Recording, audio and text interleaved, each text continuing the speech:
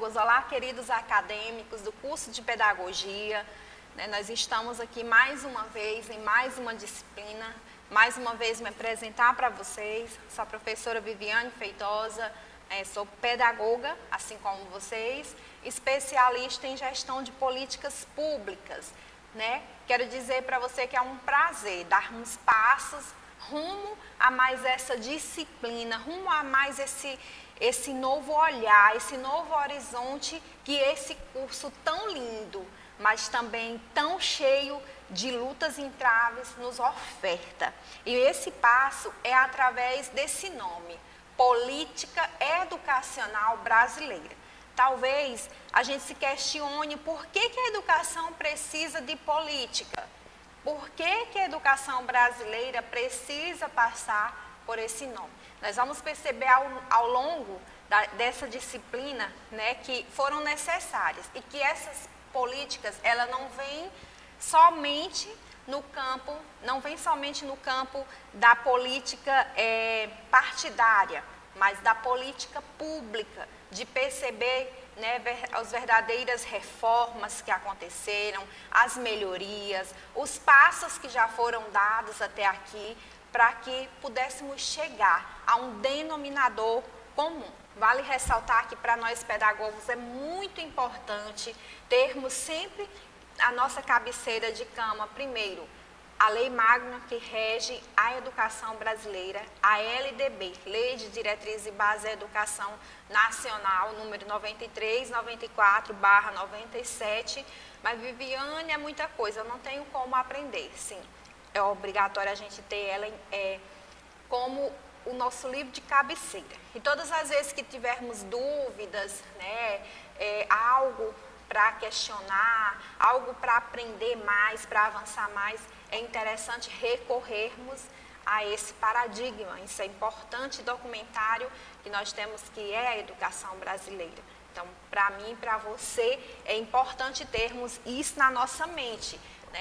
E falando de política, nós não podemos permitir que nós não falemos de planos, de planejamentos, de projetos, enfim. E nós percebemos também que ao longo da nossa história, toda a educação brasileira, ela foi alterando artigos, ela foi colocando mais objetivos, foi retirando aquilo que não era tão essencial e tentando fazer um enxugamento para um melhor entendimento entre as partes, que seja professores, pedagogos, estudiosos e a família, a sociedade comum.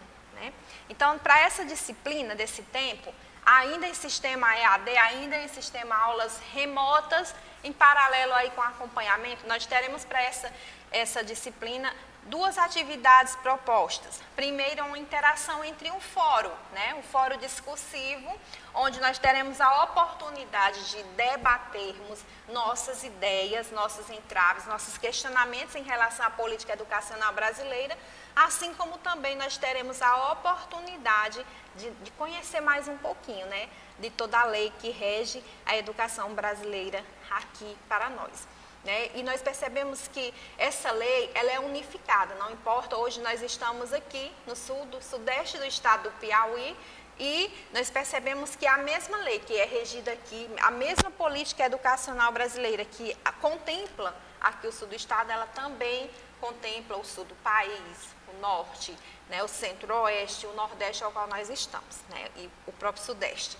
Então, é muito interessante para cada um de nós que nós possamos tomarmos posse de toda essa disciplina, percebermos realmente aí o que precisa a gente saber enquanto pedagogos, enquanto estudiosos, enquanto acadêmicos e enquanto mesmo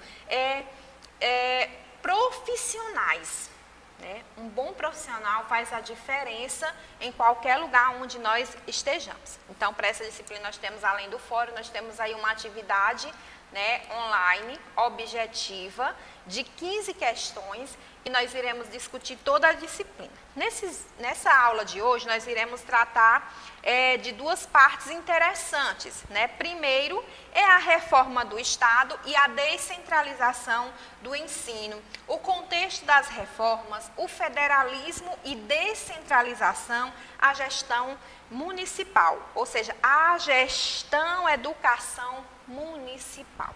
E também nós iremos perceber que a lei, ela assegura, né, a legalização da educação no Brasil, né? Como a educação e o ensino se organizaram legalmente. Plano Nacional de Educação, talvez essa sigla ela já faz parte do nosso vocabulário, né? E muitas vezes nós não entendemos os pormenores, que é o famoso PNE. Plano Nacional de Educação, e a organização do sistema brasileiro como um todo. Então, como nós já sabemos, né, ao longo de todo o ano, desde que surgiu a última lei em 93/94/96, né, que é a que rege a nossa educação brasileira, nós percebemos aí que ao longo do tempo nós tivemos mudanças, adaptações, reformas na estrutura, né, tudo isso para um bom aparato de funcionamento de toda a educação brasileira, né? E que ao longo dessas mudanças, né, dessa estruturação, nós podemos chamar assim, porque aquilo que não dá certo, nós podemos ir melhorando, né? Como eu disse para vocês, a LDB ela passou por várias reformas, por vários contextos de alterações, de mudanças. Isso por quê? Porque um plano que se coloca na teoria, talvez ele venha falhar na prática e precisa ser renomeado, né? Precisa fazer algo focado para ver a nossa realidade. É bem aquela fala que nós vemos sempre falar nas nossas reuniões pedagógicas, nos nossos encontros de planejamento, nas nossas discussões de fórum, que é muito interessante que a prática, a teoria esteja bem aliada à prática, porque se ela não estiver, pode ser que a teoria tenha falhas, e tem, né? A lei nos garante isso, né? Nos diz que sempre que tiver algo que não esteja bem, que não caminhou correto, né, tem lá as ressalvas para serem feitas, porque há alterações que não funcionem na prática, mas somente na teoria. E foi aí que foi surgindo, né, o afunilamento, vamos chamar assim, né, o afunilamento dessa lei de diretrizes e bases da educação nacional, os vários contextos, as várias reformas, né? O contexto das reformas é que, através de PCB, depois de uma vez que a lei foi implementada, aprovada e já no seu pleno funcionamento, diante de tudo aquilo que era proposto, o que aconteceu? Foi necessário perceber aquilo que não vinha surtindo efeito, aquilo que já não supria as necessidades lá no locus. Onde é o nosso locus pedagogos? A sala de aula. O nosso locus, o nosso foco, o nosso alvo é a sala de aula. E é lá onde essa teoria precisa ser colocada em prática. É lá que nós precisamos entender toda a descentralização, toda a reforma que passou, toda a legalização da lei e colocar em prática e perceber aquilo que não dá certo e voltar para a reflexão. É sempre esse contexto. Reflexão, ação, reflexão. Por quê? Ação, reflexão e ação de novo. E volta, reflexão, ação e reflexão. Porque aquilo que eu recebo como teoria, que é a reflexão, eu preciso colocar em prática, que é a ação, e consequentemente refletir se aquilo está surtindo efeito, se o locus está funcionando assim como condiz a lei. Então foi para isso que surgiram as reformas, né? O contexto das reformas, ela se baseia aí. Ela entra com vigor a partir daí, percebendo aquilo que não está legal, aquilo que precisa ser melhorado, aquilo que precisa ser melhor trabalhado, melhor equilibrado e perceber o que precisa ser adaptado. Então, o federalismo e a descentralização. No começo da nossa educação, nós estamos aqui falando de políticas educacionais brasileiras e nós percebemos ao longo da história que houve transformações, mudanças, reformas, lutas, né? Muitos objetivos deixaram de acontecer, outros que foram colocados para acontecer e não aconteceram como deveria dentro da lei. E o que eu preciso fazer, Viviane, para voltar? Primeiro, entender a nossa história.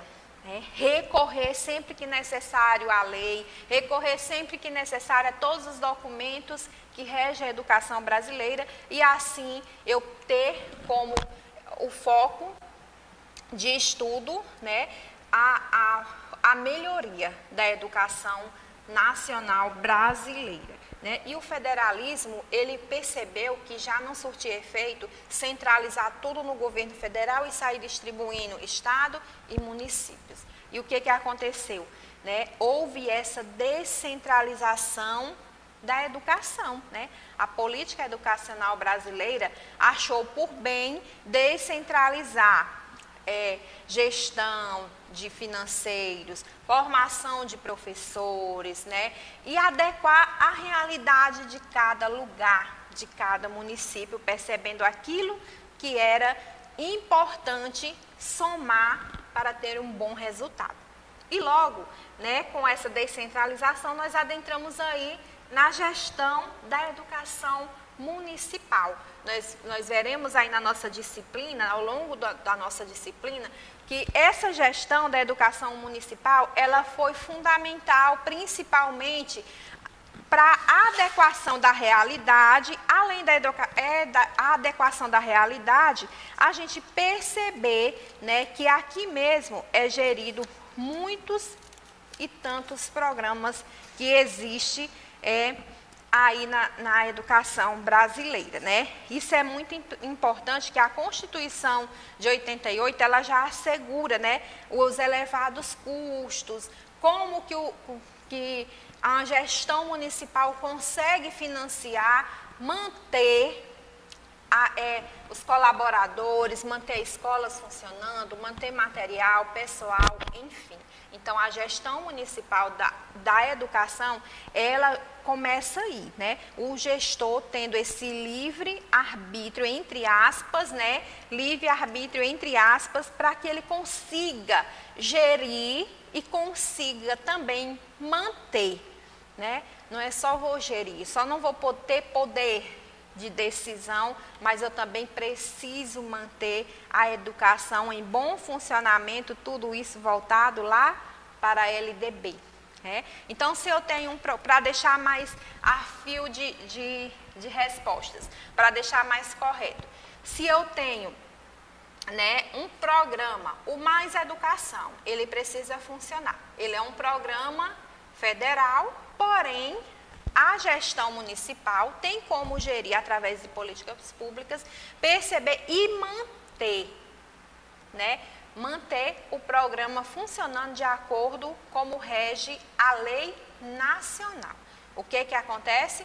O município ele apenas precisa se adequar para bem gerir os recursos, para bem gerir os materiais pedagógicos, para bem gerir a formação e a adequação de professores, para bem gerir o financiamento também para pagamento de professores. Então, nós estamos aqui na unidade 1, né, e você pode acompanhar aí ao longo do seu kit escolar. Eu gosto muito de frisar isso porque é importante que você tenha em mãos o seu kit escolar. E nesse kit escolar você vai encontrar justamente nessa fala minha, isso que nós estamos discutindo agora, é justamente a reforma do Estado, a descentralização do ensino, o contexto de todas as reformas e também nós vamos perceber o federalismo, a descentralização até chegar à gestão da educação municipal.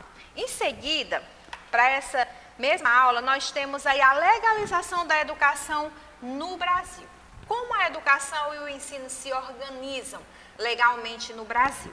Nesse item, vale a pena nós irmos adentrando um pouquinho na idade série. Isso aqui é muito importante. Primeiro que a educação no Brasil, ela se organizou da seguinte forma. A gente viu aí nos jesuítas que era tudo muito solto, adultos junto com crianças, era uma forma de catequese, né? E que depois foi se afunilando, mas não tinha ainda essa preocupação de distribuir e organizar legalmente a educação brasileira. E aí, nessa unidade 2, onde tem com esse tema, esse subtema, a legalização da educação no Brasil, nós podemos perceber que o Brasil ele é dividido, né? A nossa educação e o ensino, eles se organizam legalmente em creche, né? Que é a educação infantil como um todo, o ensino fundamental, né? Que alguns começaram a chamar de ensino fundamental menor, ensino fundamental maior. O que importa é que ele vai do 1º ao 9º ano, e o ensino médio, né? Então, a educação e o ensino, eles se organizam, e o ensino superior se organizam dessa forma, né? E por que que ele teve muitas mudanças e adequações? Por que, professora, que a educação e o ensino toda vez tem essas mudanças de nomenclaturas?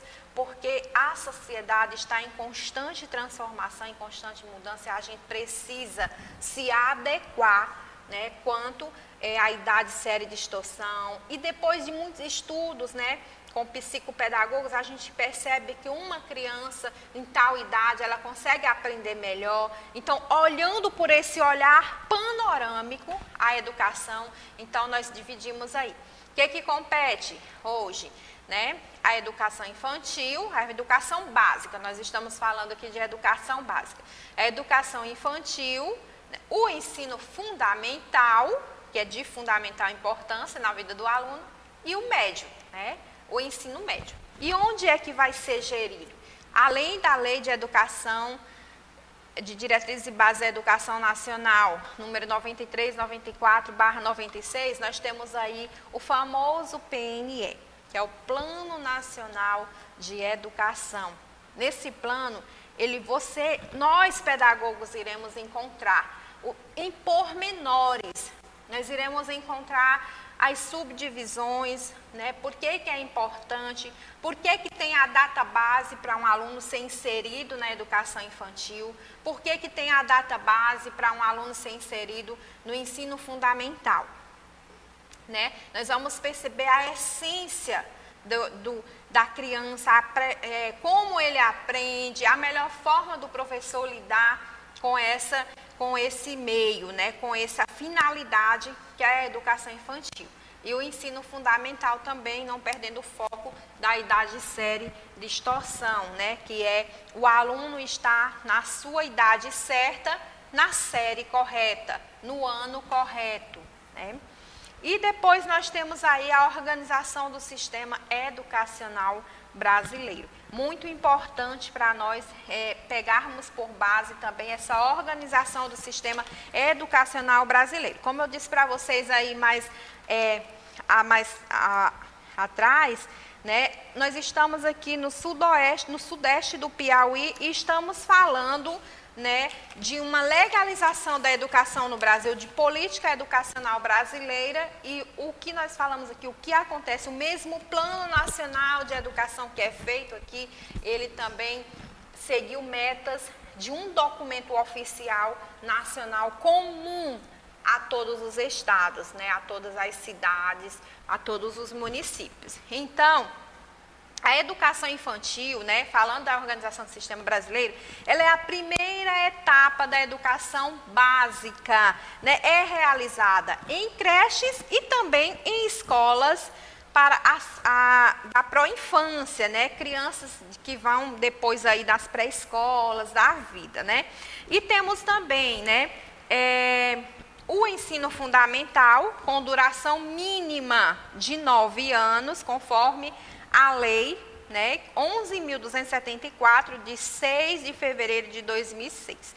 Nós percebemos aqui que vários anos, várias adaptações já foram realizadas, né, e que é obrigatório e gratuito, né? Sempre a educação agora deve ser obrigatório, e é um dever do poder público garantir e manter, não é só garantir, mas devemos manter também organizado todo o sistema de educação nacional brasileiro.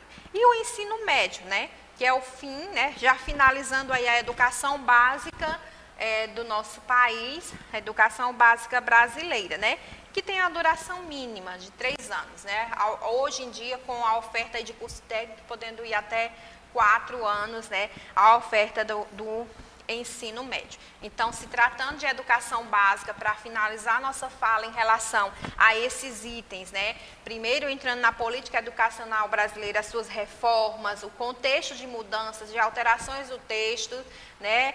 Alterações de artigos, tudo isso para a melhoria da educação brasileira. Nós estamos aqui falando da educação básica e a sua legalização, né? E do Plano Nacional de Educação, o que ele contempla, o que o educador precisa saber, a sua sala de aula, a idade certa, né, correta, para que esse aluno ele consiga estar no lugar certo, na hora certa. E o financiamento, né, que refere o controle e a aplicação aí dos recursos financeiros a nível escolar brasileira, desde a educação infantil ao ensino médio. Então, nós percebemos aqui que o governo federal, ele financia para que os municípios mantenham de forma organizada, né, todo o financeiro da educação infantil até ao ensino médio, né? E graças a Deus nós percebemos que houve avanço em relação a esse financeiro, né? Conseguimos aí bastante avanços e é por isso que hoje nós podemos dizer assim que vários artigos da LDB, né, que trata sobre o financeiro, que você depois pode dar uma pesquisada aí, principalmente lá no artigo 68, né, que ele vai ter um capítulo inteiro aí retalhando, tratando, né, colocando em prática todo o financeiro proposto para a educação nacional brasileira, né? O que compete a estados e municípios pagar, o que deve ser utilizado para aquele dinheiro que vem, todos os programas que é contemplado pelo Plano Nacional de Educação, para que possa ter aí uma melhor educação de qualidade, né, entre crianças, né, adolescentes, jovens e adultos, né? O que nos compete, o que a educação compete, o que o Fundo Manutenção, né, da Educação, Desenvolvimento da Educação Básica diz para os municípios realizarem de forma urgente em caráter educacional. Então, para essa aula de hoje, nós tratamos, né, inicialmente, só recapitulando, sobre a reforma do Estado de descentralização do ensino, todas as reformas, o contexto de tudo aquilo que já foi feito para melhorar, o federalismo e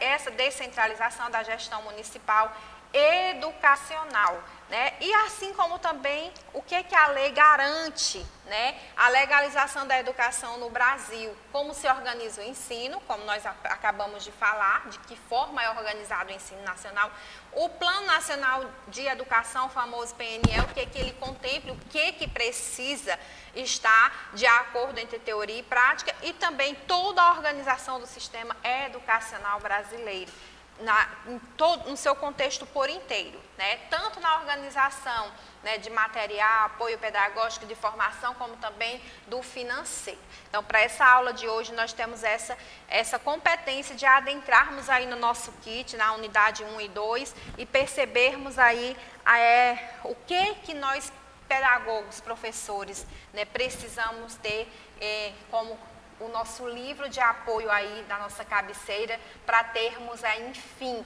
uma aula, para termos, enfim, uma educação pautada na boa organização, num bom planejamento, funcionando bem, sendo mantida de forma integral na sua totalidade.